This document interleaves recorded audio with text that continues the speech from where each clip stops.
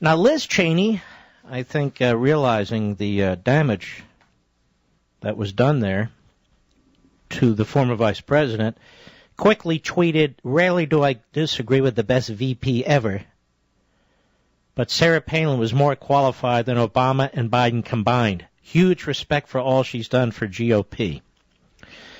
But that said, we hear this too often, this mocking, these attacks. And I want to step back and look at this for a minute.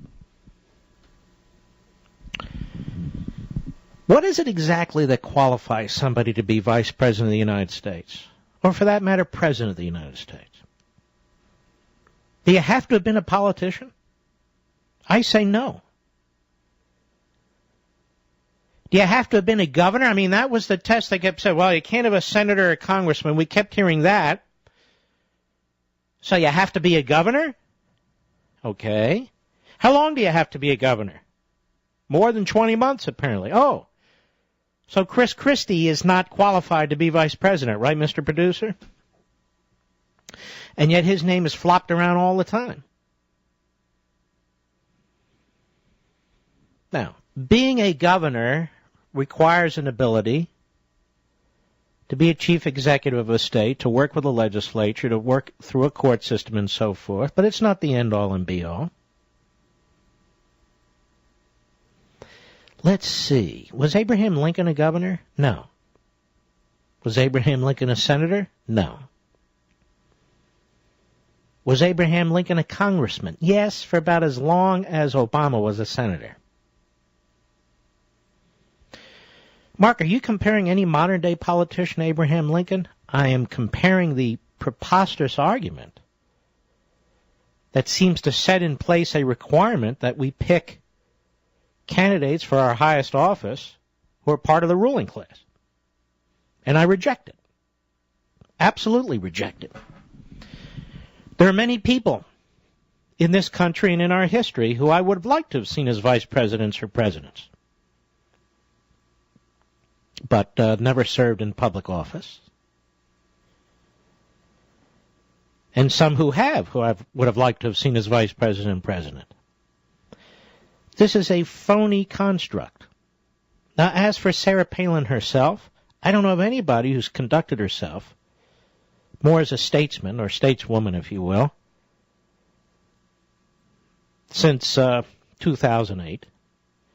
I don't know of anybody who's done more work to promote the conservative constitutional cause. Anybody. And been more successful at it. She and only a handful of others, like DeMint and so forth, show up in these primaries to try and get Reagan constitutional conservatives nominated. I don't see all the Bush guys doing this. I see the contrary. I see them very timid when it comes to us, we, the base of the Republican Party.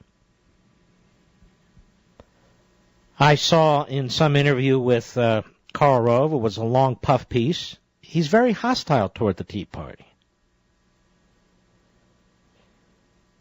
And so this troubles me. It troubles me that the vice president said these things. Now, the fact of the matter is, if you're like me, you voted for the McCain-Palin ticket because you were voting for Palin. Not so much McCain. Now, there are people who don't support her. That's perfectly fine. But to continue this effort to degrade her and her family and diminish them is unacceptable. It's unacceptable to me. You know what's interesting? I can only think of a handful of people in the last 10 years who've been more important going forward to save this country. A handful of people, not more important, as important. She'd be one of them. And then there are a handful of others. I mean, so many of these Republicans are there because they like being called senator or congressman or governor. They're not even going to be a footnote to a footnote in history because they don't move the ball, but there's a handful who are really solid. Palin, Scott Walker, and a few others. And what's interesting is they don't fit into the inside the Beltway social circle because they don't want to, because it's poisonous. And that's why you get these attacks. She's all the way up there in Alaska. Hell, I've never been to Alaska. But so what? Never been to Wyoming either, where I understand the vice president has a very nice place. So what? For that matter, I haven't been to a lot of places, but that's my problem. So I was really kind of appalled by this, because Cheney is a very solid conservative, although I'm guessing he's pushing this Portman left and right. Okay, well, who's Portman? Perfectly nice guy, very intelligent guy. I've been involved in the conservative movement 40 years. He's never been involved in the conservative movement. Has he been in fighting in some Republican primary for conservatives and Tea Party activists? I haven't seen it. John Boehner backs Portman too. Well, that's a negative for me. Why would Boehner back Portman? I can work with him. Well, that may be a problem. I'm not against the man. I don't know the man. Isn't that interesting? Do most of you know him who aren't from Ohio? He worked in the Bush administration. We know that. He was a congressman. We know that. Recently elected to the Senate. We know that. So is he vice presidential and then hence presidential material? Why? Because of that resume? Well, maybe he is. But if he is, it's not because of the resume. It's because of who he is. Not because you can check off different boxes in the bureaucracy or public office that you've held. See, I view things a little differently. I think the political class has destroyed this country. Even the conservatives within the political class are not the constitutionalists many of us are. They talk about free markets. What do they do about it? They talk about limited government. What do they do about it? They talk about reining in the courts. What do they do about it? They talk about reining in the EPA. What do they do about it? They talk about the debt. Well, the last Republican administration went wild on spending. In my humble opinion, every bit as bad as the Nixon administration. Nothing close to Obama, but that's a whole other story, isn't it? So they attack our candidates. They attack people who are extremely effective. I mean, I can tell you something. Ted Cruz wanted Sarah Palin down there in Texas endorsing him, and she did. And every conservative taking on the Republican establishment wants her endorsing them. Every one of them. Not publications inside the Beltway, not websites with writers inside the Beltway. They want her, and they want other conservatives, and they want them from outside the Beltway endorsing them. I just hope the vice president doesn't continue this. Our focus needs to be on Obama. You know, the Republican establishment got their nominee, Romney. They got their nominee. We conservatives will do everything we can to help elect Romney because we must defeat Barack Obama. But we're not going to tolerate these cheap shots endlessly, I can tell them now. We're just not. I'll be right back. Mark Levin.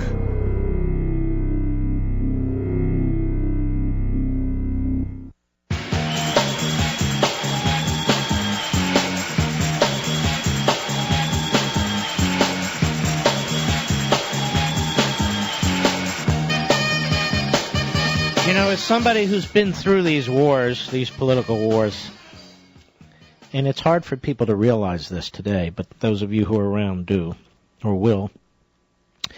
I remember the effort to diminish Ronald Reagan as a B actor. He's not very bright. he was smart as hell. He'd read more books about philosophy and politics and economics and history than all his opponents combined. Just because he could communicate with the American people. Just because he had a very pleasant personality. But they do this to conservatives all the time. And Republicans do it to conservatives all the time. And the Democrats do it to Republicans all the time. George Bush, where'd he go, to Yale? Now, he was stupid. Gerald Ford, I think he went to Yale too. Stupid. So it doesn't even matter if you go to an Ivy League school. If you're Republican, you're stupid. And of course, if you don't go to an Ivy League school, you're stupid. But I'm amazed. I heard one commentator today say, well, Cheney's only saying what all of us already know, but he has the guts to say, all of us already know what? And the guy who said this, does he represent somebody other than himself? I mean, what the hell has he accomplished, I thought to myself. Damn little. You ought to take a look at that movie Steve Bannon did about Palin. Not because I'm in it, in spite of the fact that I'm in it. And only briefly. Rather than all the efforts to characterize her governorship and so forth. But anyway, look, I'm not a special pleader here. I'm just disgusted by it. When I heard it, I was absolutely floored. I said, what? My favorite vice president? Why would you say something like that? And I still don't know why he said it. Why, is Romney considering Palin for vice president? I mean, I'll tell you what. I'd take Palin over Colin Powell. I don't care how many government positions he's had. I don't trust that guy philosophically, period. Palin's 100 times smarter than Biden. Biden's an idiot. And there's a guy that's been in government his whole life. Wow, he's qualified. Really?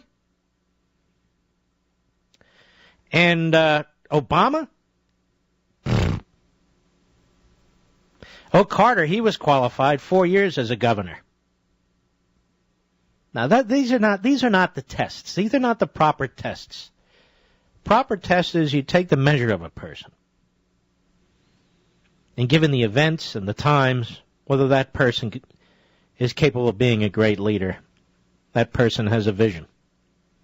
That's what you do. How is it that all the Bush guys are always qualified? Well, he's qualified. Oh, we got 14th generation of Bushes. Oh, they're all qualified. Or the Kennedys. Oh, they're qualified. Absolutely. Even with their criminal records. Yes, they're qualified. Oh, a Rockefeller right there in the Senate. Oh, he's qualified. Why? Because he is. It's a Rockefeller. And, of course, we know that Al Franken, he's definitely qualified. I mean, he wrote about his past Coke experience. He was on Saturday Night Live. There's a guy who's qualified to be in the U.S. Senate. Why?